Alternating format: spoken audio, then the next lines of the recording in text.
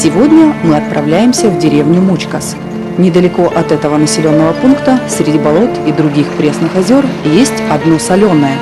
Говорят, искупаться и попить воду из него приезжают сюда многочисленные туристы. Мы тоже решили взглянуть на необычное озеро своими глазами и попробовать воду. Едем по грунтовке. Нам необычайно повезло.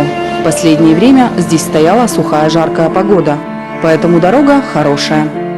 Весной и осенью в распутицу, по словам местных жителей, ездить здесь решаются немногие. Возле реки нас уже встречает Анатолий Лобанов. С ним мы договорились заранее. Деревня Мучкас расположена на противоположном берегу Мезени, поэтому в межсезонье и летом добраться в назначенный населенный пункт можно только по воде. Плыть нужно около 2 километров. Название деревни Мучкас по-коми Мучдин произошло от названия реки Муч, в устье которой расположилась деревня. Мучью – река, текущая по Качкарнику. Ниже деревни имеются пороги, которые называются Мучдин-Кощьяс. Кощ, порог, перекат.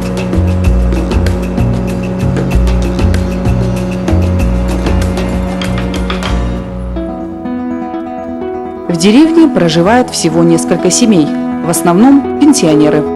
Когда-то жизнь здесь кипела. Был колхоз, медицинский пункт, детский сад. А вот в этом здании еще несколько лет назад располагалась школа. Сегодня в этом доме останавливаются туристы.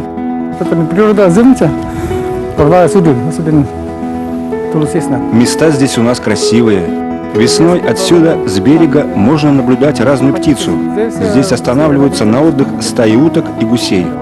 Охотники приезжают, охотятся, обязательно с билетом. В прошлом году 5 человек из Москвы приезжали и каждый день охотились.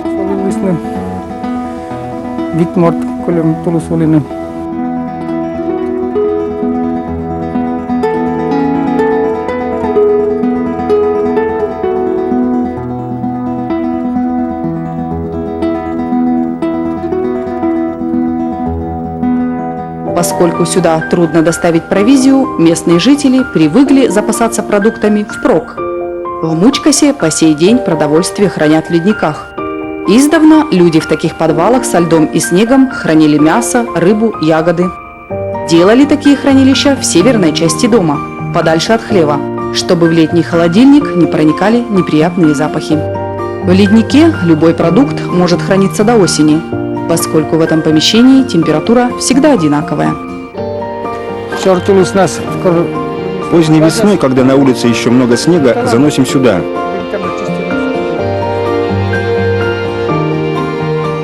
Вот здесь еда для собак, картошка, рыба.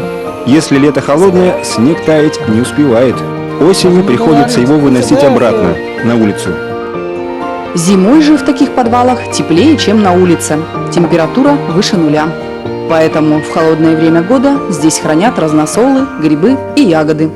Бывает, что летом у нас выключают электроэнергию. Пока приедут и сделают, много времени пройдет. Иногда связи нет. Приходится несколько дней ждать. За это время даже при наличии холодильника все продукты могут испортиться. Такая яма нам очень нужна. В центре села стоит телефон. По словам местных жителей, аппарат частенько не работает. Но говорят, что скоро в этой глубинке будет спутниковая связь. Местных жителей заверили, скоро они смогут пользоваться связью, не выходя из дома. В последнее время, по словам Анатолия Геннадьевича, люди возвращаются в родные места, покупают и чинят старые дома. Но зимовать далеко от цивилизации по-прежнему решаются немногие. Чиним крышу, делаем конюк. Вот еще с другой стороны осталось сделать. Тучи ходят. Будем надеяться, они обойдут стороной, а то с крыши придется слезать.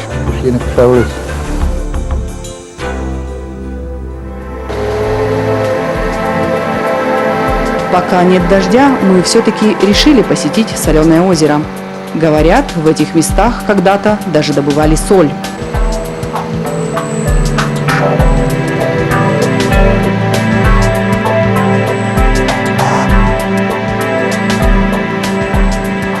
Сначала едем на лодке, потом около 2 километров пешком. В это время года в лес ходить еще не принято. Лесные ягоды только начинают цвести, а комаров и мошек в это время года особенно много. Зато какой воздух! Он пропитан ароматом разных трав и цветов. До озера остается 500 метров. Здесь, по всей видимости, когда-то пробовали добывать соль.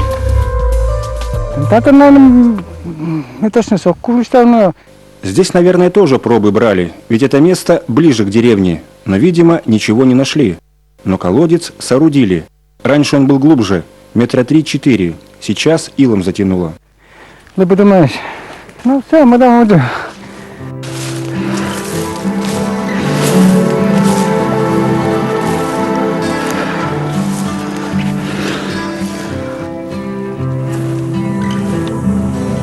Здесь, в 2 километрах от деревни Мучкас, находится соленое озеро. Еще в 17 веке здесь начали добывать соль.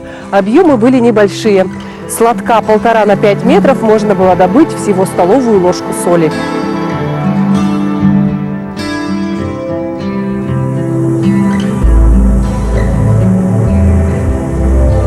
По словам местных жителей, соль здесь добывали общины близлежащих селений до конца 17 века. Низкая эффективность трудоемкого процесса соледобычи объяснялась несовершенной технологией. Как я помню, здесь еще недавно были лотки из досок. Соль разливали в эти лотки и выпаривали на солнце в жаркую погоду. В начале 19 века за дело взялся купец Афанасий. Собрав артель из числа местных крестьян, он организовал выемку солевой массы через небольшую скважину прямо в центре водоема. Платформой служил плот с настилом, закрепленный к опорам по периметру. Подъемник в виде журавля позволял довольно быстро выкачивать солевую массу наверх и через мелкую сетку процеживать в отстойные чаны. Затем соль выпаривали на печи. Соль раньше была как валюта. И для них, для отдаленных жителей, скажем, для самой глубинки, соль была как на вес золота. Соль у нас в то время добывали в Серегово. Но каждый хотел, чтобы у него был свой участочек, скажем, своя соль. Но Мучкас к этому не относится.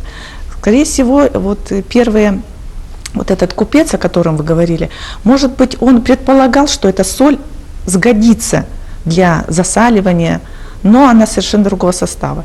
В 41-42 годах в Ударском районе работал Плотников Николай Алексеевич. Он исследовал пермские отложения в районе.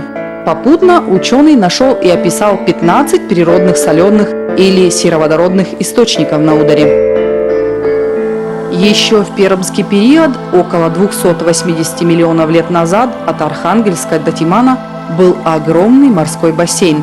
В нем обитали различные живые организмы, о чем свидетельствуют археологические находки. Именно в это время и образовались анальцимы, циолиты и другие вещества. Вода, проходя через слой этих и других пород, насыщается различными микроэлементами, и на поверхность выходит жидкость, обогащенная этими веществами. Минеральная вода в разных источниках республики в Сыктывкаре, в Серегово и возле Мучкаса схожа по составу. Исследования мы проводим на стандартный комплекс. То есть мы в каждой воде определяем стандартный комплекс, в том числе бром, йод, стронций, бор, барий. В каждой из этих вод есть эти элементы, но у каждой воды они в определенных количествах. Каждый источник все равно чем-то друг от друга отличается. В нашем регионе, вот от Сыктывкара, даже южнее до Белого моря, мы найдем воды примерно. Чуть-чуть они отличаются, но они примерно будут схожими, потому что был один морской бассейн. А вода здесь и впрямь соленая. Здесь глубина раньше была около 6 метров. Сегодня веревку забыл, померить не получится. 6 кW. Ну, соль.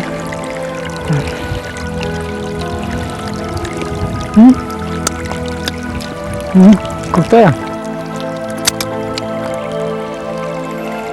чуть-чуть горьковатый. Вода в соленом озере возле деревни Мучкас больше всего обогащена хлоридами, натрием, кальцием и сульфатами. Именно высокое содержание сульфатов мешает качественной засолке рыбы и мяса здешней солью. Поэтому вряд ли местные жители использовали эту соль в хозяйственных целях. По словам ученых, вероятнее всего, соль добывали около районного центра. Это село Кослан и на реке Вашке. А местная вода годится разве что для лечебных целей. В том же Серегово тоже есть такие содержания таких тех же сульфатов, например, и других, но их там очень мало, и их научились там выделять, потому что их мало, их выкидывали. А вот там их очень много. Поэтому как лечебная вода, это замечательная вода. Вообще в этих окрестностях находится еще два озера, но только это соленое. Его местные жители называют Соловад. Это благодаря там геологическим условиям. Видимо, там какой-то разлом был, что вода смогла выйти. Или то, что породы очень близко подошли к земной поверхности, и они тоже там, она смогла выйти. По словам местных жителей, здесь часто встречаются лоси, зайцы, дичь. Но нам на пути ни один обитатель леса не встретился. Здесь утки гнездятся каждый год. Что-то ни одной не видно. Боятся. Спрятались, наверное. А еще местные старожилы рассказывают легенду о том, что в водах Соловад обитает огромная белая щука. Отец рассказывал, что щука-то белая от соли. Мы часто приходили сюда, когда были маленькие, но нам ни разу не посчастливилось ее увидеть. Вода в озере Соловад действительно соленая, как в море. Под действием соленого источника озеро даже зимой не замерзает. Летом же искупаться в этой воде решаются немногие. Вода всегда холодная. Мы попробовали воду из Целебного озера и взяли немного с собой. Так поступают все.